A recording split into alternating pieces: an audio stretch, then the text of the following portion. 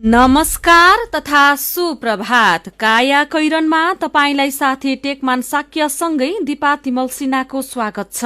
काया कैरन उज्यालो रेडियो नेटवर्कसँगै उज्यालो अनलाइन र मोबाइल एप्लिकेशनबाट एकसाथ प्रसारण भइरहेको छ। आज 2078 साल वैशाख 25 गते शनिबार, वैशाख कृष्ण पक्षको द्वादशी तिथि, सन् 2021 मे 8 तारिक। काया कैरन सुरु गरौं मुख्य खबरका शीर्षकहरूबाट।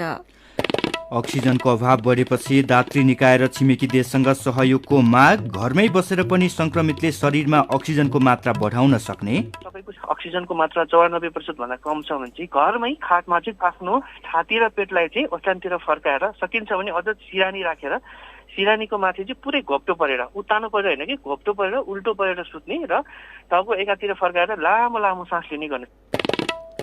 प्रधानमन्त्री ओलीले विश्वासको मत लिने दिन नजिकिएसँगै सत्ता रणनीति बनाउन दलहरूको दौडधुप। एमालेका दोस्रो तहका नेता सहमति नजिक। कीर्तिमानी आरोही कामिरिता शेर्पाद्वारा 25औं पटक सगरमाथा आरोहण, विश्व रेकर्ड कायम। चिनिया कम्पनीको कोरोना विरुद्धको खोप डब्ल्युएचओद्वारा स्वीकृत। खोप 18 वर्षभन्दा माथिका व्यक्तिलाई बढी प्रभावकारी हुने। र नेपाल सुपर लिग फुटबलमा चितवन प्रतियोगिताबाट बाहिरियो। इङ्ग्लिस प्रिमियर लिग फुटबलमा लेस्टर सिटी न्यू क्यासलसँग पराजित। काया कैरनमा अब खबरको सिलसिला। अक्सिजनको अभाव बढेपछि सरकारले दात्री निकाय र छिमेकी देशसँग सहयोगको हात अघि बढाएको छ। टेन्डर आह्वान गर्दा पनि कसैले सहभागिता नजनाएपछि स्वास्थ्य मन्त्रालयले युनिसेफ र चीनलाई अक्सिजन सिलिण्डर तत्काल उपलब्ध गराइदिन गुहारेको हो। अस्पताल भर्ना भएका धेरैजसो कोरोना संक्रमितलाई अक्सिजन दिनुपर्ने अवस्था आएपछि देशभर अक्सिजनको अभाव छ। स्वास्थ्य सेवा विभागको व्यवस्थापन महाशाखाले अक्सिजनको हाहाकार कम गर्न एक हप्ता अघि 1000 थान सिलिण्डर खरिद गर्न खोज्दा पनि टेन्डरमा कसैले भाग लिएका थिएनन्। स्वास्थ्य तथा जनसंख्या मन्त्री हृदय त्रिपाठीले हिजो स्वास्थ्य सचिव, विभागका महानिर्देशक, व्यवस्थापन महाशाखाका निर्देशक, औषधि व्यवस्था विभागका महानिर्देशक लगायतलाई बोलाएर आवश्यक स्वास्थ्य उपकरण र अन्य सामग्री तत्काल कसरी व्यवस्थापन गर्न सकिन्छ भन्नेबाट योजना माग्नु भएको थियो। दातासँग स्वास्थ्य मन्त्रालयले समन्वय गरिरहेको छ भने थप सिलिण्डर खरिद गर्ने जिम्मेवारी विभागले पाएको छ। मन्त्रालयका प्रमुख विशेषज्ञ डाक्टर रोशन पोखरेलले चीनले उपलब्ध गराउने 20,000 सिलिण्डर मध्ये 3,500 सिलिण्डर छिट्टै आउने बताउनु भएको छ। तर चीनबाट सहयोग स्वरूप आउने अक्सिजन सिलिण्डर नेपाल ल्याउन भने समस्या देखिएको छ। चीनले नेपाललाई 20,000 थान अक्सिजन सिलिण्डर सहयोग गर्ने भनेकोमा पहिलो चरणमा 3,500 थान सिलिण्डर दिने पक्का भइसकेको छ। तर यी सिलिण्डर नेपालमा ल्याउन समस्या देखिएको छ। विशेष गरी सिलिण्डर ओसार्न ठूला र धेरै तौल भएमा सामान ओसार्ने जहाजको आवश्यकता पर्ने भएकाले ढुवानीमा समस्या देखिएको हो। यसैबीच कोरोनाको दोस्रो लहर तीव्र बनेसँगै देशभर अक्सिजनको माग बढ़िरहेको छ। अक्सिजन उत्पादक कम्पनीहरूले पनि माग थेग्न नसक्ने अवस्थामा पुगिरहेको बताएका छन्। यही अवस्थालाई दृष्टिगत गर्दै नेपाल आयल निगमले लिक्विड अक्सिजन आयातमा चासो देखाएको छ। भारतीय आयल कर्पोरेशन आईओसीसँग पेट्रोलियम पदार्थ आयात गरिरहेको निगमले लिक्विड अक्सिजन पनि ल्याउन सक्ने जनाएको छ। ग्यास बुलेट मार्फत आयात भइरहेको छ। सरकारबाट निर्देशन आए लिक्विड अक्सिजन पनि बुलेट मार्फत ल्याउन सम्भव रहेको निगमका कार्यकारी निर्देशक सुरेन्द्र कुमार पौडेलले बताउनु भएको छ। यसैबीच कोरोनाको दोस्रो लहरको सबैभन्दा धेरै संकट बेहोरिरहेका लुम्बिनी र सुदूरपश्चिम प्रदेशमा अक्सिजनको चरम अभाव हुन थालेको छ। अक्सिजन अभावले दुई प्रदेशका विभिन्न अस्पतालमा उपचाररत कोरोना संक्रमितको ज्यान जोखिममा परेको डाक्टरले बताएका छन्। अस्पतालमा अक्सिजन र शैय्या नपाएर बिरामीहरू छटपटाउनु पर्ने अवस्था आएको छ। कोरोना संक्रमित र शंकास्पद बिरामीले यहाँका अस्पताल भरिभराउ छन्। कुनै पनि अस्पतालमा पर्याप्त अक्सिजन छैन।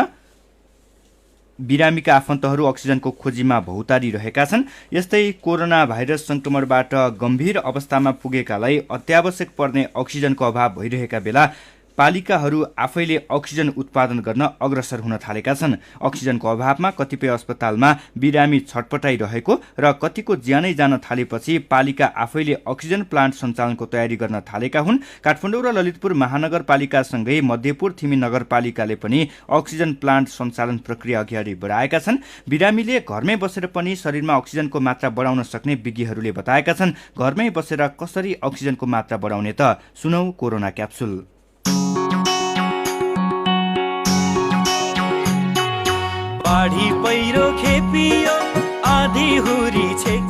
कोरोनाको यो 33औं क्याप्सुल हो। आजको क्याप्सुलमा 3वटा डोजहरू छन्। यी डोजहरू कोभिडका कारण शरीरमा अक्सिजन कम हुँदा संक्रमितको स्वास्थ्य बिग्रिन नदिने उद्देश्यले तयार पारिएका छन्।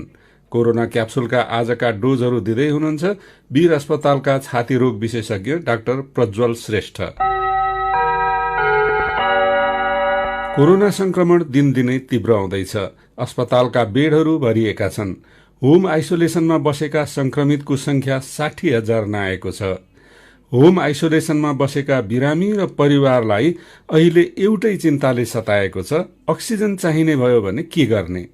त्यसका लागि सबैभन्दा पहिले कस्ता बिरामीलाई अक्सिजन चाहिन्छ र बिरामीलाई अक्सिजन चाहिने अवस्था कस्तो हो भन्ने कुरा थाहा पाउनुपर्छ।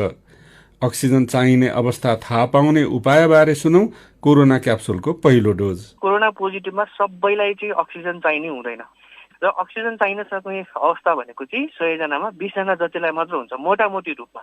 तपाईँलाई यदि कोभिड पोजिटिभ हुनु भएको छ, तपाईँलाई ज्वरो आएको छ, जिउ दुखेको छ, खोकी लागेको छ भने तपाईँ नहातिनुहोस्। चिकित्सकको परामर्श लिएर दिने साधारण औषधिहरू खाने नै हो त्यसको लागि र घरमा होम आइसोलेसनको अनुशासन पालना गरेर। सानो अक्सिजन नाप्ने मेसिन हुन्छ, त्यसलाई हामी पल्स अक्सिमिटर भनेर भन्छौँ, त्यो औषधि पसलमा पाइन्छ।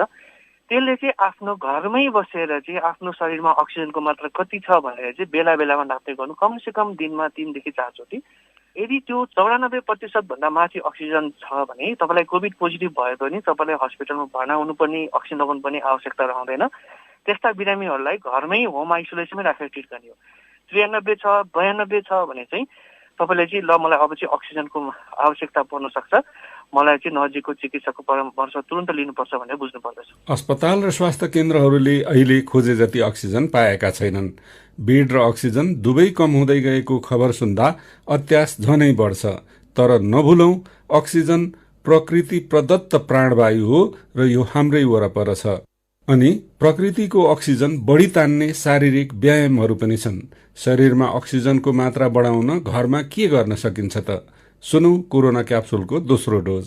घरमै अक्सिजन लगाएर पनि बस्ने चलन छ हैन, त्यो चाहिँ म सल्लाह दिन्न। किनभने अक्सिजन लगाउनु पर्ने भएपछि अब रोग अलिकता जटिलतातिर गयो भनेर बुझ्नुपर्छ र त्यस्ता बिरामीहरूलाई चिकित्सकको निगरानीमै राखेर उपचार गर्नुपर्ने हुन्छ, अक्सिजन दिनुपर्ने हुन्छ। यदि तपाईँको अक्सिजनको मात्रा 94% भन्दा कम छ भने चाहिँ घरमै खाटमा चाहिँ आफ्नो छाती र पेटलाई चाहिँ ओछ्यानतिर फर्काएर सकिन्छ भने अझ सिरानी राखेर सिरानीको माथि चाहिँ पुरै घोप्टो परेर, उत्तानो परेर होइन कि घोप्टो परेर उल्टो परेर सुत्ने र टाउको एकातिर फर्काएर लामो लामो सास लिने गर्ने। त्यसलाई चाहिँ हामी अङ्ग्रेजीमा अवेक प्रोनिङ भनेर भन्छौँ।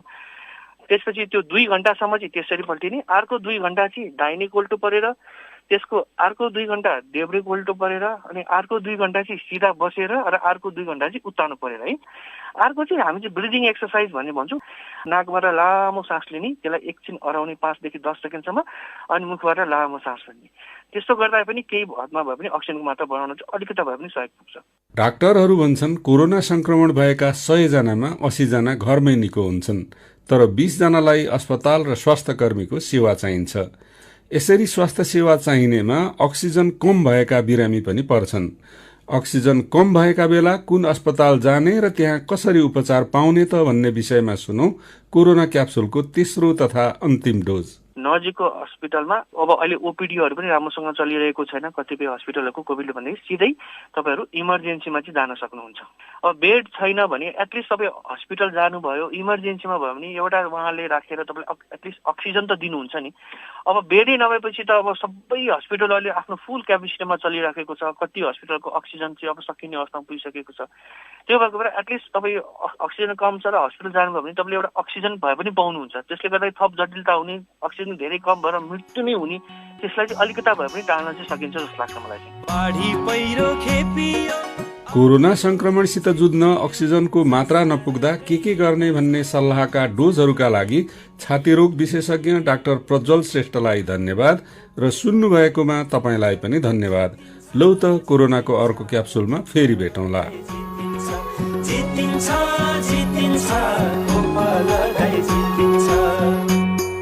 कोरोना क्याप्सुल प्रस्तुत गर्दै हुनुहुन्थ्यो गोपाल गुरागाई। तपाई काया कैरन सुन्दै हुनुहुन्छ। काया कैरनमा खबरको सिलसिला बाँकी नै छ, सुन्दै गर्नुहोला।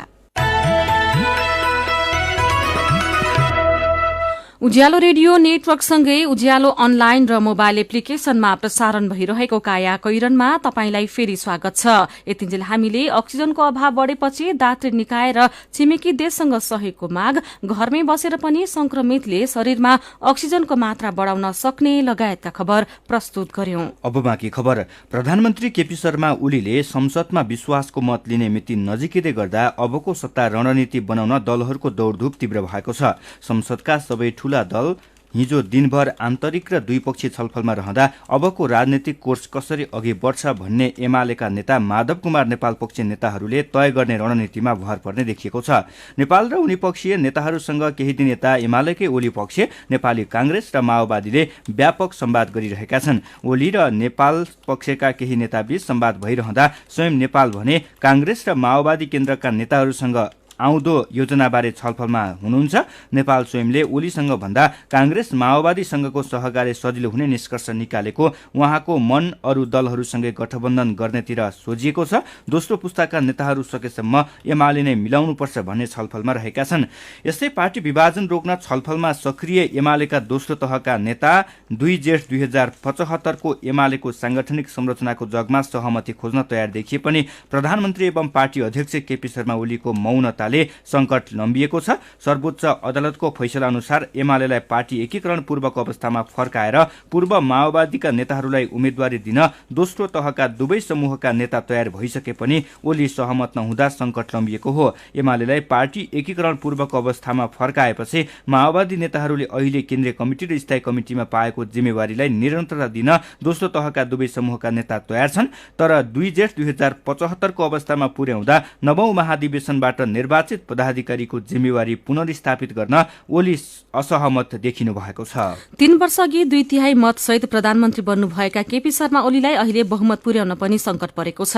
माओवादी केन्द्रले सरकारलाई दिएको समर्थन केही दिन अघि मात्र फिर्ता लिएपछि सरकार अल्पमतमा परेको छ। खास गरी पार्टीभित्रको अन्तर्विरोध र बहुमत पुर्याउनका लागि निर्णायक बनेको जसपा भित्रको आन्तरिक समीकरण एकाएक फेर बदल भएपछि ओलीले विश्वासको मत नपाउने सम्भावना बढ़दै गएको छ। यसैबीच राष्ट्रिय सभाको बागमती प्रदेशतर्फ रिक्त सदस्य पदका लागि हिजो 3 जनाले उम्मेदवारी दर्ता गराएका छन्। सत्तारूढ़ एमालेको तर्फबाट गृहमन्त्री रामबहादुर थापा, माओवादी केन्द्रको प्रस्ताव र नेपाली कांग्रेसको समर्थनमा खिमलाल देवकोटा र नेपाल मजदुर किसान पार्टी नेमकिपाबाट काभ्रेका कृष्ण बहादुर तामाङले उम्मेदवारी दर्ता गराउनु भएको हो। सोलुखुम्बुका 51 वर्षका पर्वतारोही कामेरिता शेर्पाले 25औं पटक सगरमाथा चुमेर नयाँ विश्व रेकर्ड कायम गर्नु भएको छ। कोरोना महामारीले नेपाल लगायत एसियाली देशको जनजीवन प्रभावित भएका बेला आफ्नै रेकर्ड ब्रेक गर्दै उहाँले संसारकै सर्वोच्च शिखरको सफल आरोहण गर्नुभएको हो। गएको वर्ष मात्रै 86 सेन्टिमिटर उचाइ वृद्धि भई 8848.86 मिटर अग्लो घोषित चुचुरोमा उहाँ हिजो साँझ 6 बजे अरू 11 जना शेर्पा सहित डोरी टाङ्दै चुचुरोमा पुग्नुभयो। लगतै उहाँको यो रेकर्डको खबरले सञ्चार माध्यमले संसारभरका आरोहीको ध्यान आकर्षण गर्यो। सञ्चार माध्यममा औपचारिक रूपमा खबर आउनु अघि नै सामाजिक सञ्जालमा 25औं पटक सगरमाथा चढेर आफ्नै रेकर्ड ब्रेक गरेका कामेरितालाई बधाई दिनेहरूको ओइरो लागिसकेको थियो। उहाँ भाइरल र ट्रेन्डिङको सूचीमा परिसक्नु भएको थियो। तपाई अहिले सुन्दै हुनुहुन्छ काया कैरन। हामीसँग मेरो पनि भन्नु छ र कार्टुनसँगै खबरको सिलसिला बाँकी नै छ, सुन्दै गर्नुहोला। सीधा कुरा प्रष्ट विचार काठमाडौँमा 90 मेगाहर्ज उज्यालो रेडियो नेटवर्क मार्फत देशभरिका विभिन्न एफएम स्टेशन तथा उज्यालो अनलाइन र मोबाइल एप्लिकेशनमा प्रसारण भइरहेको काया कैरनमा तपाईंलाई फेरि स्वागत छ। अब बाँकी खबर। सरकारले विश्व परिस्थिति भारतको सेरम इन्स्टिच्युटमा भएको आगलागी यसलाई फेरि सुन्नुहोला। सरकारले विश्व परिस्थिति भारतको सेरम इन्स्टिच्युटमा भएको आगलागी लगायतका कारण कोरोना विरुद्धको खोप आयात गर्न नसकिएको दावी गरेको छ। 20 लाख डोज खोप खरिदको योजना रहेकोमा 10 लाख प्राप्त भएर लगाइसकिएको र बाँकी 10 लाख उपलब्ध हुने बित्तिकै कम्पनीले पठाउने जानकारी गराएको मन्त्रालयले जनाएको छ। 50 लाख डोज कोभिसिल्ड खोप खरिदको योजना नरहेको पनि मन्त्रालयले प्रश्न पारेको छ। यसैबीच उपप्रधानमन्त्री ईश्वर पोखरेलले नेपालले कोभ्याक्स सुविधा अन्तर्गत पाउने कोरोना विरुद्धको खोप सक्दो छिटो उपलब्ध गराइदिन संयुक्त राष्ट्र संघलाई अनुरोध गर्नुभएको छ। मेरो पनि भन्नु छ। आफूले चढ्दै आएको गाडीलाई एम्बुलेन्स बनाउने जनप्रतिनिधि बारेको खबर उज्यालोमा पढेर मेनु लामिछाने लेख्नुहुन्छ। यस्तो विषम परिस्थितिमा जनप्रतिनिधिले गर्ने भनेको नै यस्तै काम हो। आखिर उहाँहरूले चढ्ने गाडीमा हरेक नागरिकको कर मिसिएको छ र आवश्यक परेको खण्डमा प्रयोग गर्न पाउने अधिकार पनि छ। यही विषयमा सुशीला सिलवा लेख्नुहुन्छ, धेरै राम्रो काम। सबै राजनीतिक प्रतिनिधिहरूको सद्बुद्धि आओस्, सबैतिरका जनप्रतिनिधिहरूमा यस्ता सकारात्मक खबर पुगोस्। महामारीमा सहयोगी हातहरू, संक्रमितलाई अस्पताल र अक्सिजन खोज्ने अभियान भन्ने खबर उज्यालोमा पढेर कृष्ण पाठक लेख्नुहुन्छ, सेवा नै धर्म हो। अहिले मानव जातिलाई परेको संकटमा कोरोना महामारीसँग सिङ्गो मानव जाति नै जुधिरहेको छ।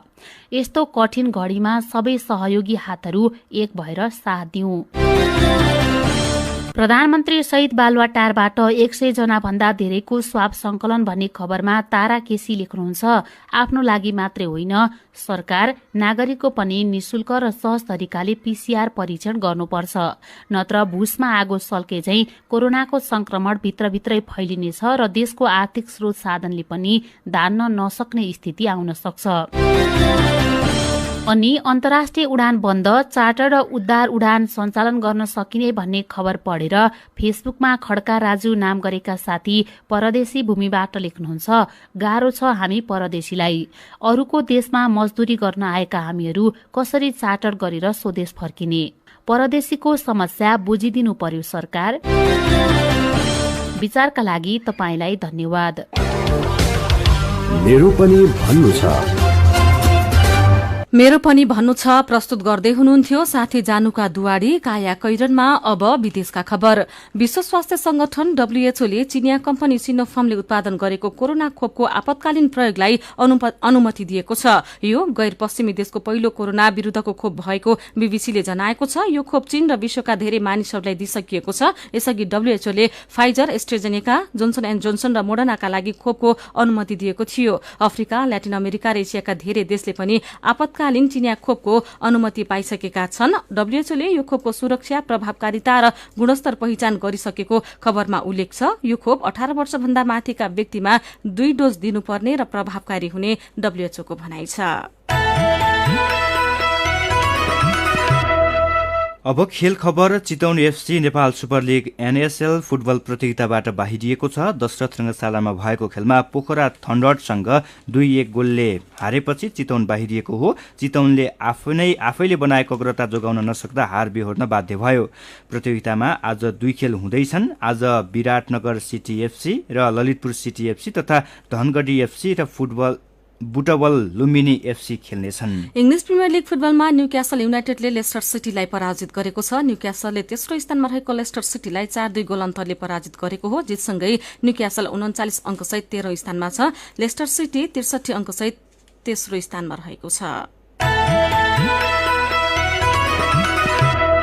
अब केही खबर संक्षेपमा।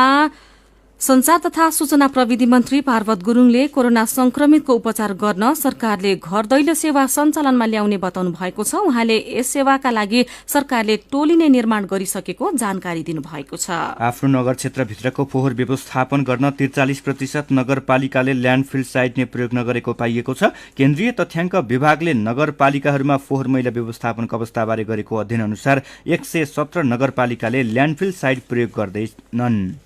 वाणिज्य आपूर्ति तथा उपभोक्ता हित संरक्षण विभागले काठमाडौँ उपत्यकाका विभिन्न ठूला अस्पतालको अनुगमन गर्ने क्रममा शुल्कमा अनियमितता भएको पाइएको जनाएको छ। कोरोना संक्रमितको ज्यान जाने क्रम चितवनमा पनि चिन्ताजनक अवस्थामा उकालो लाग्न थालेको छ।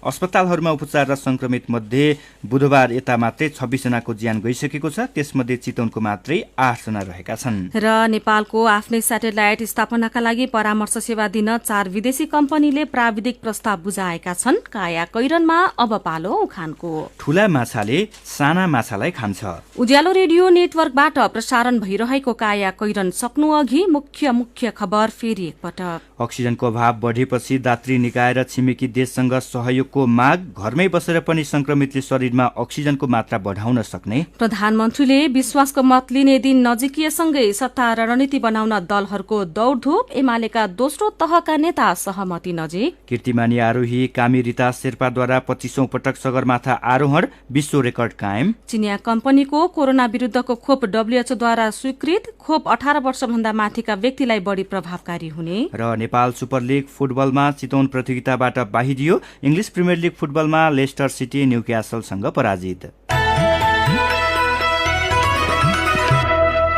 अब कार्टुन। आज हामीले चसक्क शीर्षकमा महेश बस्ताकोटीले बनाउनु भएको कार्टुन लिएका छौं। प्रधानमन्त्री केपी शर्मा ओलीले पर्सि संसदमा विश्वासको मत लिँदै हुनुहुन्छ। कार्टुनले यही विषयलाई व्यङ्ग्य गर्न खोजेको छ। यहाँ ओली जस्ता देखिने व्यक्ति जोगीको भेषमा हुनुहुन्छ। हातमा विश्वासको मत लेखिएको कमण्डलु लिएर हिँडेका उहाँको छेउमा अर्का जोगी अलक निरञ्जन भन्दै भिक्षा माग्दै आइपुगेका छन्। अनि जोगीलाई देखेपछि ओली जस्ता देखिने व्यक्ति भन्दै हुनुहुन्छ, मलाई नि यसो सिकाइदिन पर्यो, मनी माग्न जान लाग्यो क्या। आजको काया कैरन सकिएको छ। काया कैरनबाट प्राविधिक साथी दिनेश निरौला र सरोज थापासँगै हामी पनि बिदा माग्छौं। काया कैरन सुन्नुभएकोमा तपाईंलाई धन्यवाद। उज्यालो मोबाइल र अनलाइनमा प्रसारण भइरहेका रेडियो र अनलाइनका सामग्री भाइबरमा पनि उपलब्ध छन्। कोरोनाको संक्रमणबाट बस्न घरभित्रै बसौं। अत्यावश्यक कामले घर बाहिर निस्कनु परेमा मास्क लगाउन नबिर्सौं। नमस्कार।